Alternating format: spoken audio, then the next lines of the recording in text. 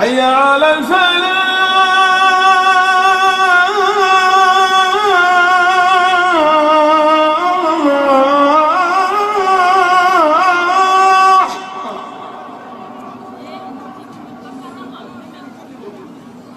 حي على الفلاح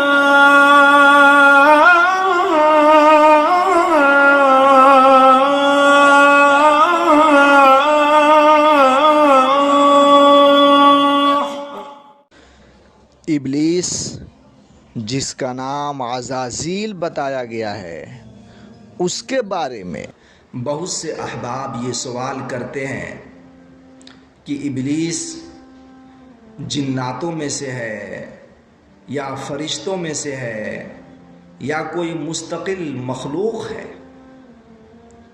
اس سلسلے میں علماء کرام کی 3 رائے ہیں۔ علماء کی ایک رائے یہ ہے کہ ابلیس یہ فرشتوں میں شامل تھا، فرشتوں میں سے ہے۔ جب اللہ جل شانہ نے آدم علیہ السلام کو پیدا فرمایا اور ابلیس کو آدم علیہ السلام کا سجدہ کرنے کا حکم دیا اور اس نے سجدہ نہیں کیا تو مردود ہوا، ملعون ہوا۔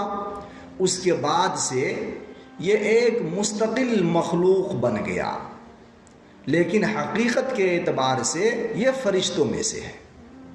علماء کی ایک رائے یہ ہے۔ علماء کرام کی دوسری رائے یہ ہے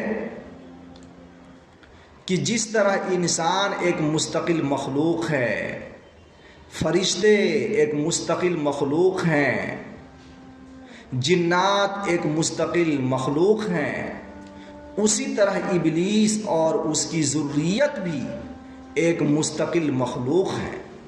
نہ ان کا جناتوں سے کوئی تعلق ہے، نہ فرشتوں سے کوئی تعلق ہے۔ یہ علماء کرام کی دوسری رائے ہے۔